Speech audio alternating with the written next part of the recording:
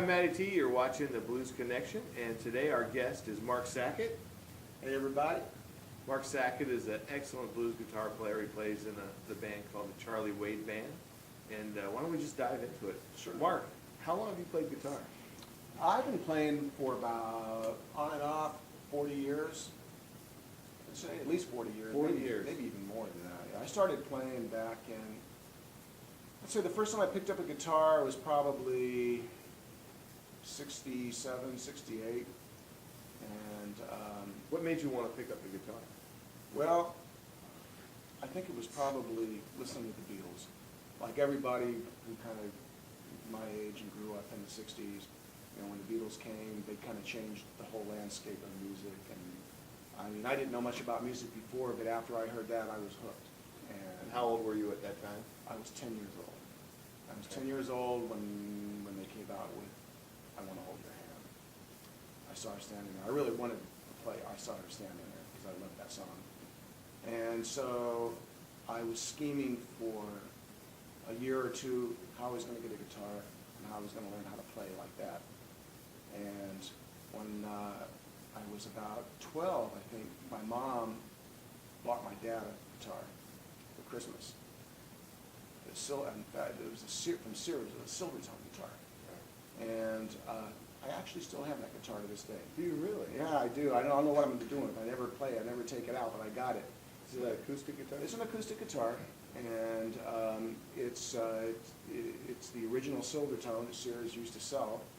And Steel string, nylon string. it's actually steel string. It's a steel string. It's a sunburst, a little bit of a sunburst on it. And I probably damaged it over the years from playing it, because when I didn't know what I was doing, I would be sitting there and I'd be strumming the guitar, and eventually it started to like wear through the body of the guitar. It was almost starting to look like Willie Nelson's guitar. Really? It was pretty bad shape, so I don't take it out that often. Right. I still have it, but that was the first guitar I actually learned to play on. Did you take lessons? I took one lesson. I went and took one lesson, and after that one lesson, I decided the guy who was teaching me the music was not really teaching me what I wanted to play. He wanted me to play Frog You Wanna Fish. Frog You Wanna Fish? Is that it? Frog You Wanna? It was a Froggy song. And I said, I don't wanna learned do Little that. Brown Jug. Yeah, it was something like that. It was something like Little Brown Jug. Yeah. Go back, I think he did that one too. I was thinking, no, I don't want to do that. I want to do something, I want to do some Beatles songs. I want to do some Beatles songs, but he didn't know any Beatles songs, so that lasted about maybe one or two lessons, and then after that, I said, okay, I'm going to try and figure this stuff out on my own. Right. So, Which back then, you could buy, maybe they sold sheet music with Beatles songs, or could you even get it on that? I couldn't, what I used to do Find is I had to somebody listen, else who knew it, or listen, I had to listen to the record, and then figure it out. maybe get a chord book or something. Got a chord book. Yeah. Yes, I got a chord book, so I learned I taught myself the chords. Lift the needle up over and over. Yeah, I've got so many records that have got scratches in them right now. Same here. Going back and forth. That's all we had. I mean, you're 60, you told me earlier. 59. 59, you'll be 60, and I just turned 50, so there's about a 10-year gap. They're the same technological generation, basically. Exactly. We had to lift the needle and over and over. There was no replay. You had to lift the needle, play the record. That's how I learned. That's how I learned. I had a couple of lessons, yeah. I had to figure out how I wanted to get that lick for any song that I wanted to learn. Beatles were hard to learn. I mean, I had a hard time learning their songs. I would say probably the first song that I ever really learned to play was Gloria. That was a standard song that we all had learned how to play. Gloria, House of the Rising Sun. Right.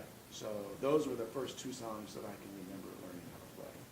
And I played those songs to death so much that I don't even play them anymore. I do play Gloria once in a while. Yeah, Gloria. I like Gloria. That's a fun song. Gloria. Gloria. I don't know the lyrics to it that well, but I do know the song. Yeah. Okay. So you started liking the Beatles, and you progressed, because the Beatles. This is the Blues Connection. The Beatles is not really a bluesy band. Not a blues band. It's more of a British folk band, really, if you understand where their sounds come from. Yeah, but it's I mean, not it's really. rock They're and not. roll, It's not steeped in the blues like No. other British bands. Right. are. It wasn't from the blues invasion of England, really. It was kind of, they already had formulated their their product. Yeah, they knew, I mean, their music, I didn't really learn about the blues through them so much, but I learned how to play guitar from listening to their music. Right.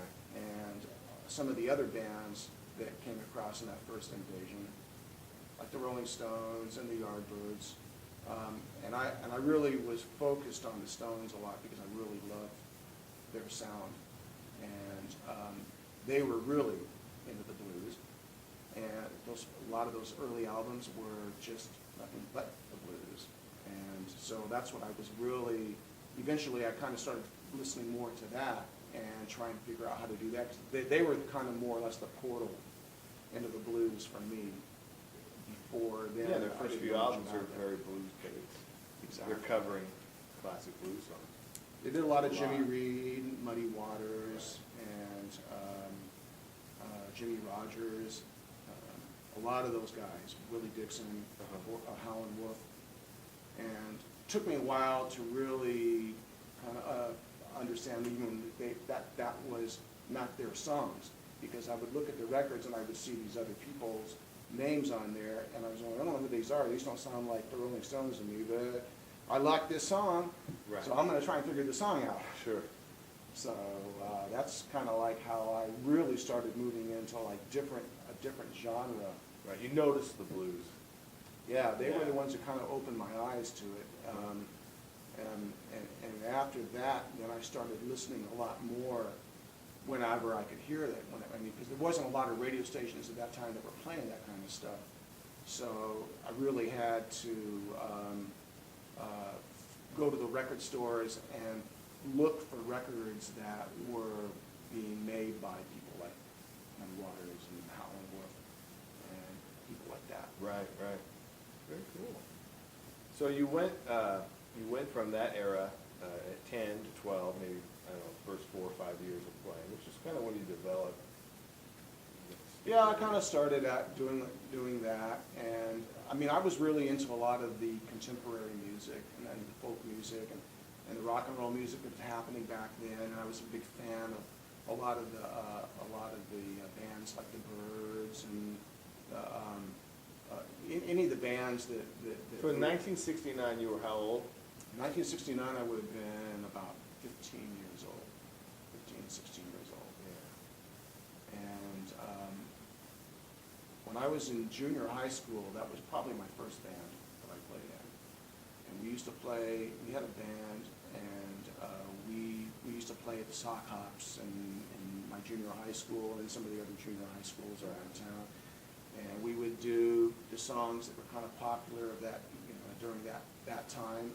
And but they really weren't blues songs. They were just kind of like the rock, things like Popular music. popular music. Right, It was right. popular music. But Who is your favorite guitar player? Do you have a favorite guitar player?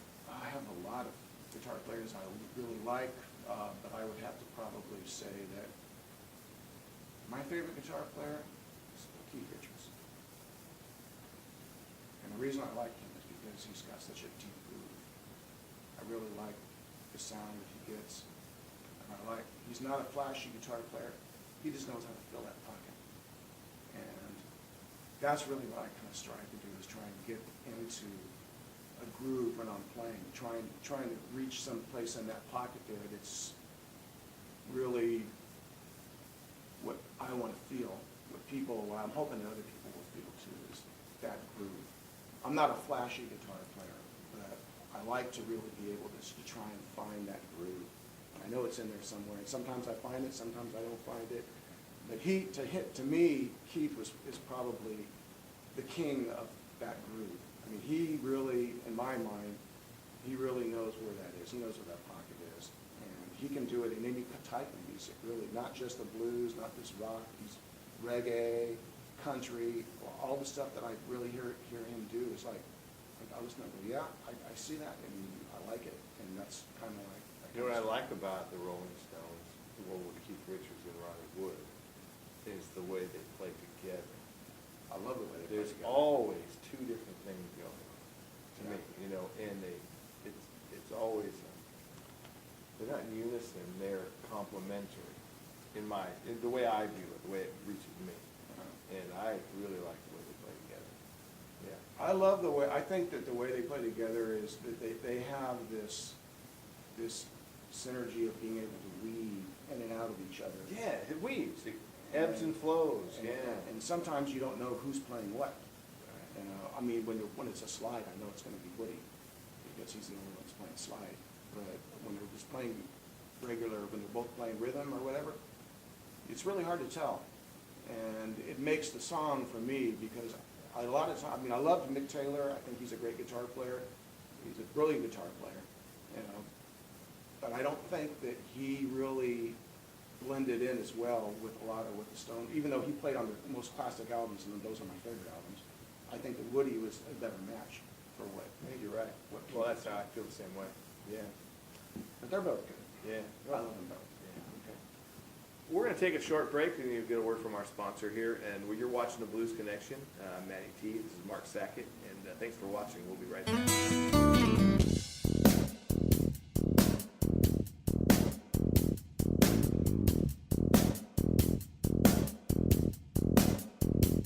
Welcome back to the We're the Blues Connection, and my guest is Mark Sackett, and we're really happy to have him here. And we were just talking about Elvis Presley, and I had a visit to Memphis last year, and it was just kind of a neat experience. I went to Memphis to go really just see Beale Street and see what it was like. And because I was in Memphis, I had to do some tourist things, and Graceland was part of the, you should go see Graceland. I want to go to there one of these days. And so I went, and he has a facility, and he has a couple of jet planes parked there. And we went there and get in the shuttle bus and put your headphones, you go across the street, and then you walk into the place, and you go over the front door, and you look in, and it's, all of a sudden, you go, oh my gosh, Elvis lived here. And you see his living room, and you've seen pictures of him sitting on that couch, and it really starts to come in, and you realize this was the man's home, and you walk around, and it's not a huge home, it's a big house, but you think, you know, I remember hearing stories of, you know, he wanted a peanut butter and banana sandwich, Yeah. and he'd call his cook on the phone or something, or, you know, he'd have her make it, and the truth was, he was just like, you know, he's 20 feet away. He wasn't in this huge mansion he may where not have he'd known get how on to the make that phone and sandwich. say, make me that sandwich, you know, and then they'd bring it to him. I'm sure she brought it over to him, but he was just sitting in the living room, which was just 15, 20 feet away. So it kind of blew my mind. And have you ever been, I guess talked if to you're people used to outside like Canada? having everybody just cater to your every need, women desire, all you gotta do is just like, I want that peanut butter and banana sandwich for a night. Take a fry. That's my impression. But anyway, Yeah, no, that's interesting. I mean, you know, speaking of that, I mean, I've never been to Memphis, but I've always had a really deep passion for the music that came out of Memphis. All the Stax, sound, the Stax Volt records. I was really a huge fan of all that stuff. Booker T and Eddie Floyd, Otis Redding. I love all that stuff. I mean, to me, that is some of the most tasteful music that's ever come out of America. I agree. I got a chance to visit Stax Records, and that's an interesting building. It was built in an old theater, and so the sound room where they did all the famous recordings that you're just talking about is at a slope. Goes downhill, because at one time it was a theater, and there were seats in there. So it's an old theater. And It's still open to the public, huh? well, they do tours, so it's a Oh, museum. okay. Yeah, Stax Records Museum Tour. Yeah, highly recommend if you want to go to Memphis. There's a few things: Sun Records, Stax Records, Beale Street, you know, the old music scene. I'm gonna make it there one of these days. And Graceland. Yeah, it's fun. I got a story for you. I got a Memphis story. I mean, no, I've never been to Memphis. I used to work with Steve Cropper. I lived in LA. I was a recording engineer. And I did that pretty much for most of the time I was living down there. And I worked at a studio down there called Cherokee Recording Studios, which was a big major recording studio in Hollywood back then in the day. And Steve lived in LA, and he used to come in. What year was it? This would have been 1979. Blues Brothers era? It was the Blues Brothers. The Blues Brothers were in there. He brought the Blues Brothers in. He was producing the Blues Brothers. And in fact, the sessions that I worked with him, I did some sessions with him and John Belushi. And it was for a movie called Neighbors. I don't know if you remember that movie. I do. It was the last movie John ever made. And it was called Neighbors, and it was with Steve Cropper had been producing all the Blues Brothers stuff, and Belushi wanted him to produce this soundtrack they were going to do for the movie. And they wanted to use that song, Neighbors, from the Stones album, Tattoo You. But there was some kind of a problem with the licensing. They couldn't get the song. So what it was is John was really into the punk rock scene in LA, and he hooked up with this band called Fear. They were a really big LA punk rock band. Came out back in like the mid-70s, late 76, 77 or so, hardcore punk rock. And so John got hooked up with Fear, and they started writing all of the music for the movie. And since they couldn't use that song that they wanted to use, they wrote their own song called Neighbors. And Steve was producing it, and so we cut the track, and they came into the studio.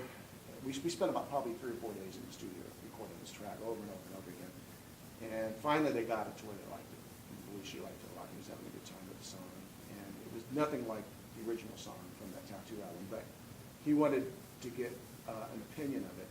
So he says to us one night, he says, I'm going to go get Mick and bring him down here to the studio so he can hear it. So okay. So he heads off. He's gone for like an hour or so. And it's like about an hour later, into the studio, he brings Mick in. He's got an entourage of people. Mick Jagger. Yeah, he brought in Jagger. And then from then, So John Belushi. So it was John Belushi, Steve Cropper, Mick Jagger, a bunch of other people, and me. And I'm sitting here. I was one of the engineers on the project, on the session. And I'm just sitting there going, I can't believe this. I'm going to pinch myself along the way. All these people are in here. I'm around all of these great people. I don't know what to say. I don't know what to do. So I'm just going to go with the flow. But really, the flow was basically a big part after that. When the Stones had just finished doing a concert down in San Diego, and they'd come back up to LA, and they were hanging out on the Rocks, which was a nightclub up on the Strip next to the Rocks, and he went up there, and that's where they were. So he went in, brought him, got him, came in, took him back down to the studio, and we ended up just kind of like doing some vocal overdubs, and just kind of, it really wasn't really much after that. It was kind of like a big party after that. We stuck around for about another 2 or 3 hours or so, and everybody left. But we had a good time. I was like, it was a fun story. And I think Steve was a little kind of miffed because he didn't really, he wasn't really. John was playing we were playing the song, and John kept on asking Mick what he thought of the song, and Steve was saying, wait a minute, I'm the one who produced it, I'm the one who's producing it, I was like, yeah, I know, but I want to hear what he thinks, I want to know what he thinks about it, because, we kind of inspired by that song. So, but it was okay. The bad thing about it was that the song was never released, because by the time they got it back to the studios, they said, we can't use this song, we're not going to use this song, and they ended up going out and they got a whole bunch of other different musicians, and they recorded the soundtrack to it, and what you hear on the movie is not really what that song was, but it was still a good time. It's a great story. It was a fun time. So did you talk to Mick? I did, actually. I didn't. You know what I said to him? Actually, I did what I said to him when I met him. I said, I didn't know what to say, and they introduced me, and I said, I'm pleased to meet you. Well, that's nice. But I didn't ask him to guess my name. Yeah, I get it. I missed it. It was okay. It was fun. We had a good time. Awesome. It was a fun session, I did a lot of engineering before I came up here. That's pretty much what Recording engineer. I was a recording engineer. Who have you recorded? I've recorded a lot of different types, a lot of different artists. When I first started, when I first got into the business, I worked for I worked for Graham Nash. That's how I actually got into the business. I went to this school. I wanted to work the other side of the microphone because I was really frustrated. I was a frustrated musician, and I wasn't really getting any of the meeting the musicians I wanted to meet in LA and do what I wanted to do. And I decided I got to make some money. I'm not making any money being a starving musician, so I'm going to try to be a starving engineer and make some money at it. And I actually was a little more successful doing that. And so I went to this school. I met to learn to be a recording engineer, and I stayed there for a couple of months or so. And I met an engineer there his name was Don Gooch, and he was an engineer that they had hired there to teach some classes, and he was Graham's engineer. And at the time, Graham was living up here in San Francisco, and he had just gotten married and had a kid, and they were getting ready to move. They wanted to move back to LA, so he had a studio up here, and my first job was actually moving that studio down into Hollywood and building it. And we put it in this area in Hollywood called the Crossroads of the World, which was right north of Hollywood. And he took over a building there, and they renovated it. And I was basically hired to do all of the grunt work. So, whatever you need, pull cables in, brush. Graham wanted this. He wanted a studio that was going to be all redwood, burned redwood, brushed redwood, a beautiful, beautiful redwood studio. So I spent a lot of time doing that, and breathed a lot of those toxic fumes, and I hated that. But the upside of it was I got to record an album of it. So the album was called Earth and Sky. That was the first album that I worked on for him. And I worked there for about a year or so, and that was my first job as a recording engineer. And originally that album started out as a CSN album, and Stills dropped out a little bit after it started, and then it was just basically him and David Crosby doing it. And then that lasted for a little while, and Crosby kind of like fell off of it, and then it became the Graham Nash album. But it was a fun album. I had a good time. I got to work with a lot of great musicians on that project. A lot of the people in LA too much. I got to know Waddy after a while. And Waddy, he was a really cool guy, and he became he did all of the session work for a lot of those people down there at that time. People really into that LA sound. People like Ron Statt and James Taylor, and people who you would consider to be kind of like the mellow country rock type LA sound. So that was my first experience into into that world. Right. And what year was that? That was probably 1979, 1980, I think, somewhere right around that. So I was there for about a year, and then after that album was done, that's when I went to Cherokee. And I was there. I spent pretty much the rest of the time either at Cherokee, or there was other studios I worked at down there as well. I worked at the Village, and I worked at the record plant, and did a lot of freelance stuff for the next few years. But Cherokee was really Was it called Cherokee Records? it was called Cherokee Recording Studios. It was started by these three brothers down there who themselves were musicians. They were called the Robb Brothers. And they used to be really big on Where the Action Is. I don't know if you ever saw that. That came out back in the 60s. That was a big popular TV show. Paul Revere and the Raiders and all these big bands that were back in the 60s. And they were one of the house bands that played on that show. And they did that for a while, but they were not really successful as a band. And they instead, one of the brothers started a recording studio. And it was called Cherokee. And they started it up in the valley in Chatsworth. And they stayed there for a couple of years. And they were recording a lot of big acts from people they knew. And eventually they moved the studios down in Hollywood, and probably like in the mid-70s or so, and it became one of the most successful recording studios in Hollywood up until they shut the doors down probably a few years ago. Anybody else would know, but it was a great studio. It was modeled after after the Trident Studios out of London, and what they wanted to do was, when they built those studios, they wanted to attract a lot of the English clientele, because they really wanted to make a name for themselves as a really first-class, top-notch studio, you know, for a lot of the big producers that were coming out of Trident and that were bringing a lot of their acts over. People like Roy Thomas Baker, Ken Scott, people like that. Roy Thomas Baker was a big. I don't know if you know his name or not, but you probably heard his records. He recorded. He recorded Queen. He produced Queen. A lot of the stuff in Queen. He discovered the Cars, produced all the Cars, Foreigner, Journey, Alice Cooper, Ronnie Wood. I mean, on and on and on and on. He did tons and tons of people, and he always brought them into Cherokee because he liked the sound of the room. It was a nice big sounding room.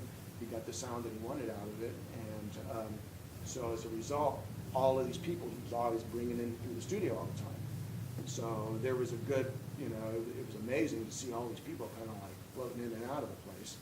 And whether or not, I mean, some of those people I worked with, some of them I didn't, but it was like, all right, they're here. I know this is a great place. You know, they came to the right place. So it was Fascinating. I had no idea you were going to tell me this. Yeah, it was very cool. So I spent a few years there, and I worked with a lot of different artists and producers. I kind of honed my skills kind of as an engineer, and I learned a lot of different types of production techniques, because it wasn't just rock and roll. I mean, they really catered to the rock and roll bit. They brought in, there was people. I mean, I did a project with Quincy Jones. I did a couple days with Quincy. He came in when he was working with George Benson, and so I recorded some stuff with him on that. I worked with George Martin on a movie soundtrack. I worked with Arif Mardin. Well, that must have been cool, George Martin.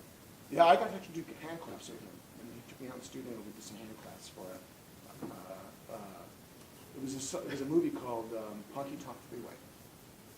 Came out. It was a movie we did again, but he brought in, you know, when we cut the tracks, we had again all these really top scale musicians that were in there playing on the record, and then after they were done there, he said, I need somebody to do some hand claps with me. So I went out there, and I mean, I was in awe. I didn't know what to say to him, you know, because I'm sure that everybody's wanted to ask him all kinds of stories about the Beatles. And I was like, well, maybe I'll get a chance to see him again when he comes back again, and I'll ask him then. You know, but at the time, I didn't really want to pick his brain too much. Right, sure. Yeah, you don't want to be intrusive. I should have been. The moment. Yeah. And you think, well, yeah, you never know. Yeah. Interesting. Wow, that's very, very cool story. There was a few other producers that I worked with that were Norman Granz.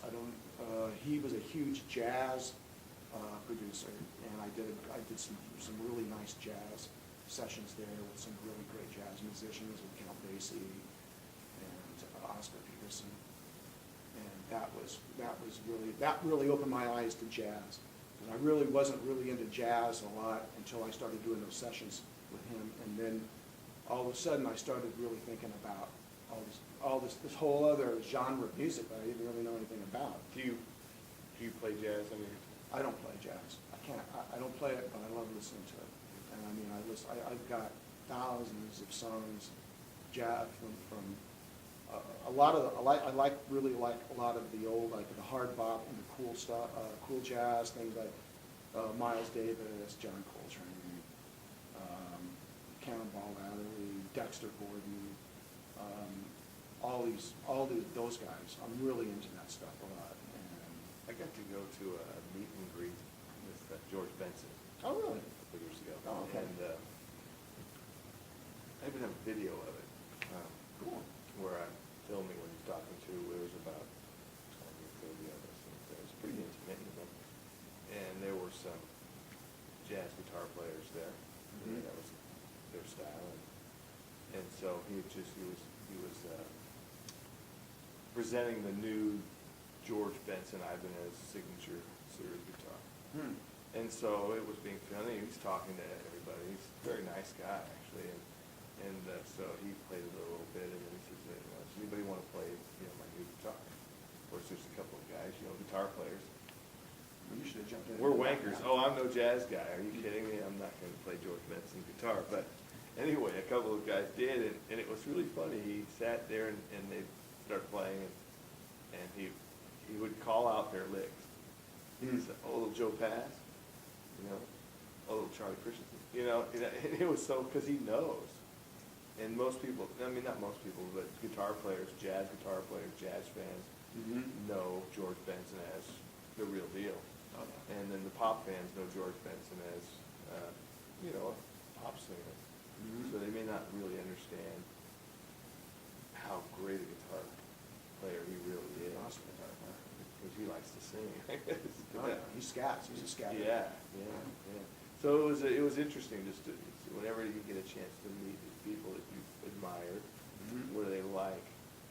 It's funny you mentioned Joe passed, because Joe was on that session that I did with Count Basie. He was the guitar player on it, and it was him. There was Freddie Hubbard. It was three horns. It was Freddie Hubbard, J.J. Johnson, and Eddie Lockjaw Davis. So three horn players.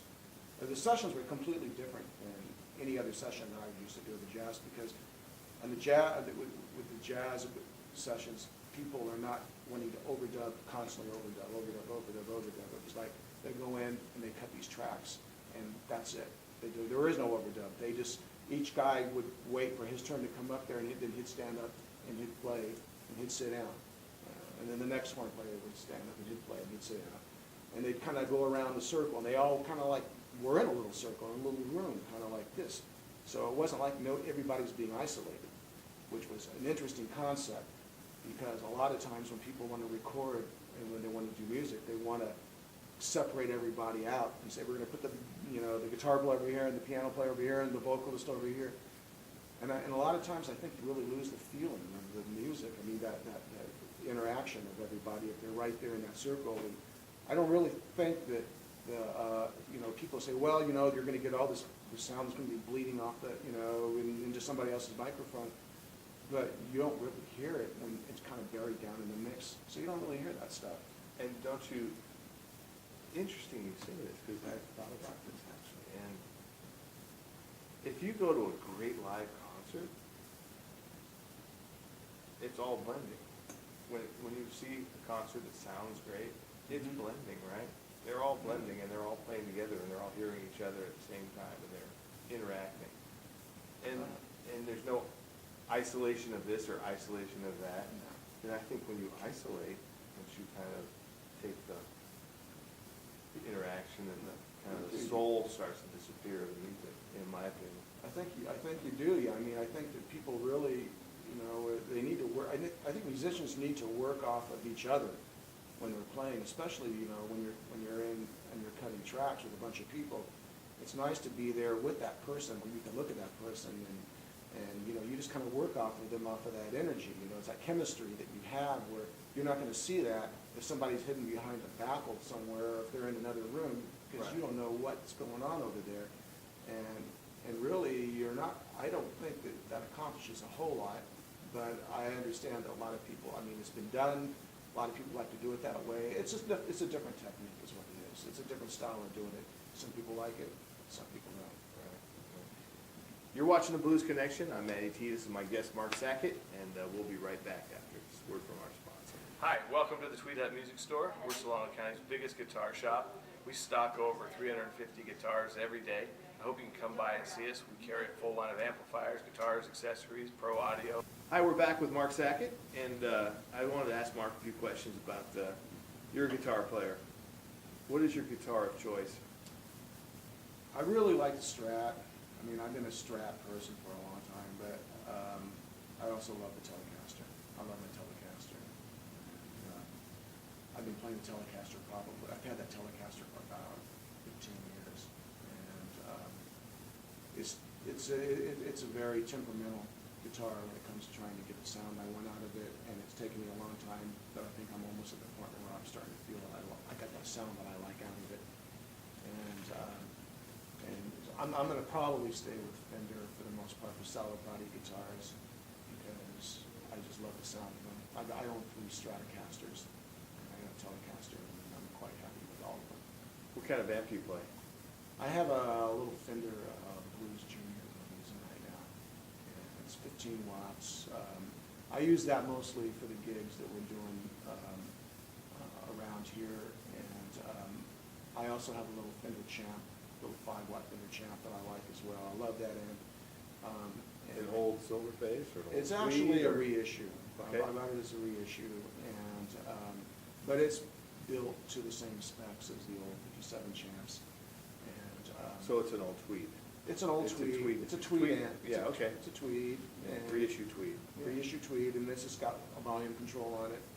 And that's really pretty much all I really want.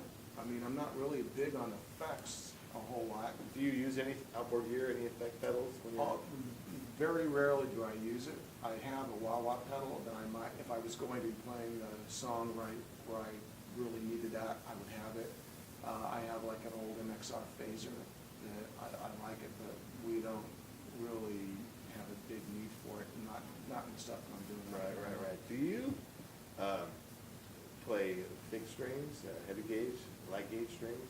I've got on my Strats, I have the Strats tuned all differently. So on the one that I normally use, my Sunburst, I'm just using 10s on that, the standard 10s, and it's just got a good feel on it. I also have a white Strat that I purchased a few years ago, kind of like what Bill's got. And that one I tune that down a half step. We do a lot of stuff in tuning down in the flats for E flat, B flat, A flat. So anytime I'm going to use that guitar, I tune that down a half step. I put 11s on it, and it's got a good feel. I like it's just, you can bend the strings on it. It feels like 10s about. It feels like 10s, and it's just got a good feel. So I love it. You know, I want to have. I'm not really big on the slinky ones too much because they're too much of a bend for me. Right. So 10s on the Strat that I normally play, 11s on that one that I have tuned down, and then I have on my other Strat I've got I believe those are 11s as well. I have that one tuned to open to G, so I use that one primarily. I took the low E string off of it, so I'm playing it as a 5-string guitar, which freaks people out when you look at me sometimes. Keith Richards style. It's a key. Well, you don't need that other string. You know, you don't need that other string because that other string is really not part of that chord. And so. Yeah, I do a it's in G the way. tuning with it, and I drop that to D. You drop it to D? Yeah. Oh, really? Yeah. Oh, okay. How does that Well, sound? it's really dadgad, I guess, is what it is, Mhm. but, well, I really like it. I really like it. Okay, interesting. I'll have to try that sometime. In case I ever decide I want to retune that guitar, I better go out and get another string. Right. I'll have to string guitar. Very cool. But it works out. I've pretty heard of good. that, yeah, I've never tried that. I use it I've for heard slide. I use that guitar for mainly slide. You know, so. You like a glass slide or a metal slide or brass? or- I like to play, I have an old Corsini bottle Mhm. that I got years ago, and I use that. The real deal bottle? It's or- the real thing, it's the Oh. real thing. Yeah, I got this thing back like in the 70s or so. And a friend of my guy I was playing with, a friend of mine, he was also a guitar player, and he was the one that hit me to, he said, hey man, if you want to play slide, you know, go get one of these Corsinis. I went to the drugstore, bought a bottle of Corsini, threw it away, and I said, okay, this works really good. You know, and then, you know, so I've used that, but I also have a metal slide that I've been playing a lot lately, and actually I'm really partial to that slide right now. Kind of go back and forth, but because the Corsini one, the glass one, I like the bottleneck. I don't know if people really can tell a big difference between the sound of a bottleneck versus a metal slide. I don't know, yeah, I think maybe there is a little tonal difference. There's definitely a feel difference to me. Yeah. I like the feel of the glass slide. I like the weight of a brass slide. And I like a metal slide that's thick enough and heavy enough, because metal, to me, I'll zing a string more with a metal slide if it's a thin one, if it's lightweight. So I like a heavier weight, so I just a little more solid on the strings. I like it. But Yeah, I don't use brass that much. I've never used a brass slide. I think it would be close to a metal slide. I don't know that. Yeah. One thing about a glass slide is that, for me, a glass slide, sometimes if I play it right, because I'm still not that good of a slide guitar player, but I just try to play, you know, I work on it, you know, I'm practicing and trying to get sound that I want out of it. But when I know that I'm getting it right, I can almost feel a vibration going through the glass, and I can feel it going on in my little fingers. I play the slide on a little finger. A lot of people play it on Okay, fingers. yeah, I use my third. You use the third Yeah. finger. Okay, I like to have these right here so I can fret or make chords on it. I would love to do that. I have this thing with my pinky, and you'll see when I play, I have a flyaway. And the rest of my fingers are good, but my pinky wants to fly away. Oh, really? And if I put a slide on there, I'm like, bang, bang, bang, bang, and I can't stop myself, so I have to put it on my third finger. That's my problem. A lot of people do that. Yeah. I mean, Dwayne Holman, he always played on his third finger. And Bonnie Raitt uses her middle finger. She uses her middle finger. Yeah, she's fabulous. Are you a fiddler with your tone knobs, volume knobs, switches? Not too much. I'm really simple when it comes to the sound that I don't really spend too much time trying to make any adjustments with. I don't really have any outboard gear that I'm working with, so I really just try and get the tone that I can out of I try to work the guitar to get the best tone, or the amp, the combination of both of them that I look for, and hopefully I can find something in there that sounds good, feels good. Because I don't want to have too many things that I have to worry about adjusting, because I'm not going to get it.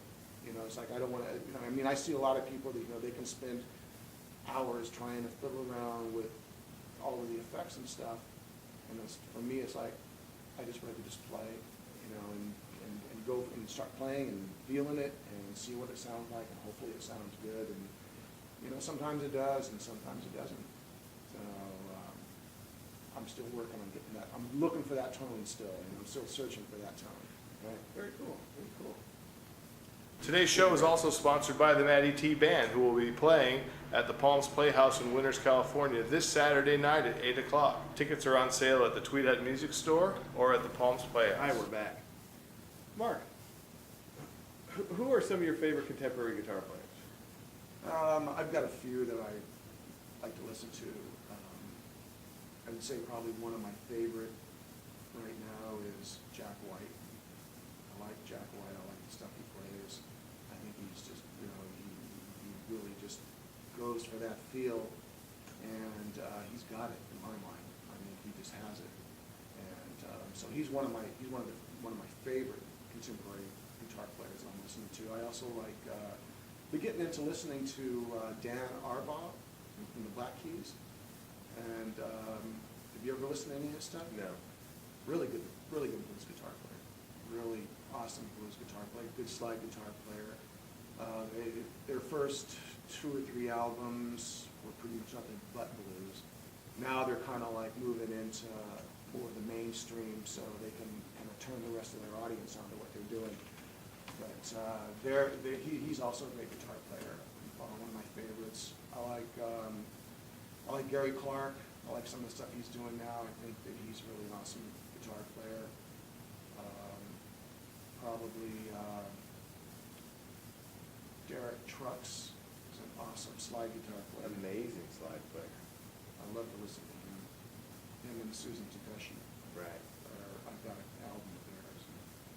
He is, you know, he's got that Dwayne Allman touch when it comes to the slide. But even better, to me. I mean, technically, I think technically it's better. But he's more contemporary, that's why. What do you think of Sonny Landers?